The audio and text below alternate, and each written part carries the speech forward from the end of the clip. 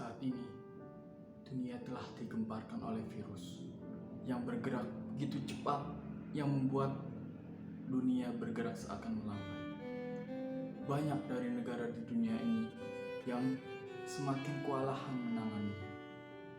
Mulai dari yang terjangkit satu orang menjadi beribu bahkan berjuta-juta orang terjangkit dari virus yang mematikan ini. Ibu Pertiwi pun tidak luput dari ulahnya, membuat semua orang saling menghindar, menjauh, bahkan saling peduli telah pudar. Sebenarnya, skenario apa yang dibuat oleh Sang Pencipta? Apakah ini sebuah peringatan atau takdir yang harus diingat? Jika benar ini sebuah takdir, menurutku sebuah kutukan yang singgah sesaat seperti angin berlalu. Dari peristiwa COVID-19 ini, aku belajar bahwa apapun yang melanda Ibu Pertiwi ini, kita harus memiliki rasa solidaritas, menjaga kebersihan, dan apapun itu sebagai salah satu konsep penting Ibu Pertiwi. Kita harus tetap memiliki persatuan dan kesatuan, bukan malah menyalahkan. Di sini tidak ada yang mau terjangkit, baik kamu maupun aku. Ayo kita bersama-sama memerangi virus COVID-19 ini dengan cara membantu tenaga medis yang sedang paling depan untuk memerangi pasien COVID-19 ini, dengan cara tetap di rumah saja, bekerja di rumah, belajar di rumah, bahkan ibadah pun harus di rumah. Hari demi hari, minggu berminggu, bulan berbulan, bahkan tidak terasa sudah 2 tahun lebih COVID-19 ini singgah di muka bumi ini. Bumi sudah memasuki masa tuanya dan telah mengejutkan ketidakmampuannya dalam menyanggah kehidupan. Dapat kita lihat berbagai macam bencana alam di lingkungan kita, seperti banjir, gempa, bahkan cuaca pun tidak dapat diprediksi. Banyak lagi yang tidak dapat disebutkan, seperti bencana-bencana yang lain. Hari sangatlah cepat berlalu, bagaikan virus corona yang menyebar ke semua orang tanpa melihat tahta.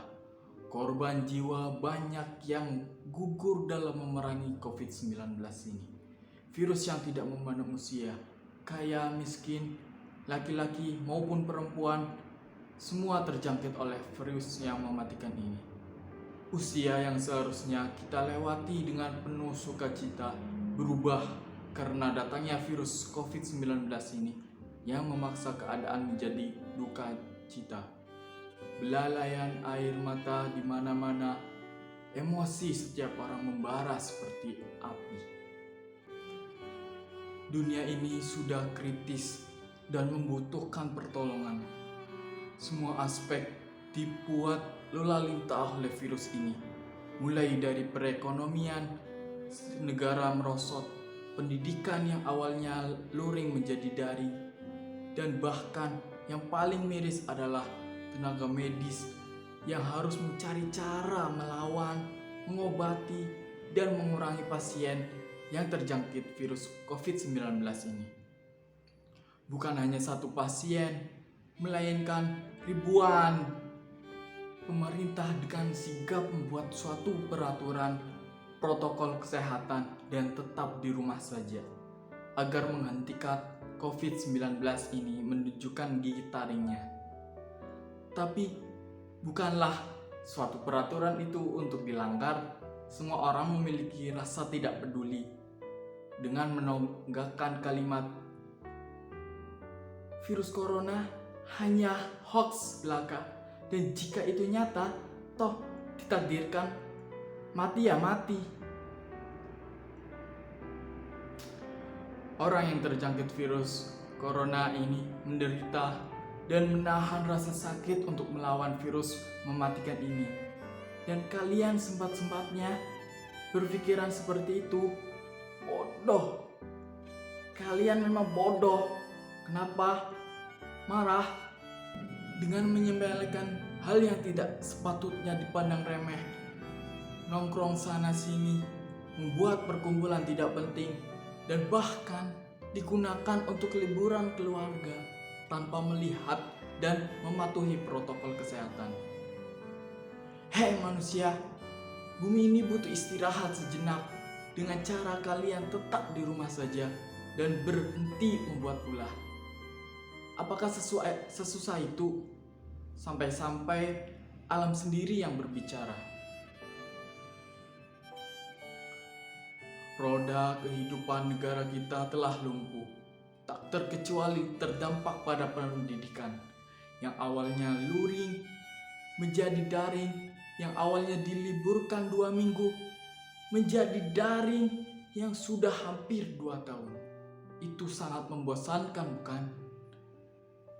Hanya berdiam diri di rumah saja, tidak bisa bermain, tidak bisa bertemu dengan teman-teman. Tapi itu suatu kewajiban lagi, melainkan sudah menjadi keharusan kita untuk ikut serta melawan COVID-19 ini. Sistem pendidikan yang berubah, yang awalnya tatap muka menjadi daring seperti ini, perlu penyesuaian yang cukup lama untuk diterima oleh para guru dan kita sebagai mahasiswa. Karena dianggap sistem ini merupakan sistem yang gagal, menunda produktivitas pembelajaran, dan guru hanya memberikan tugas, siswa hanya mengerjakannya. Siswa hanya mendapat materi yang tidak mengerti isi dan makna materi tersebut. Terkadang juga ada kendala oleh sinyal yang menghambat pembelajaran mereka. Apakah seperti itu prestasi yang terhalang? Sangat menyedihkan, bukan? Miris. Sangat miris. Tapi dengan cara ini kita ikut memerangi COVID-19 dengan mengikuti anjuran dari pemerintah dan mengikuti setiap langkah protokol kesehatan. Dan tolong sekali lagi pada kalian, janganlah anggap remeh hal yang seperti itu. Karena pandemi ini akan berakhir apabila kalian memiliki kesadaran yang tinggi atas hal ini.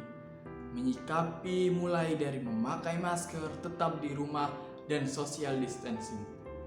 Apakah sesusah itu?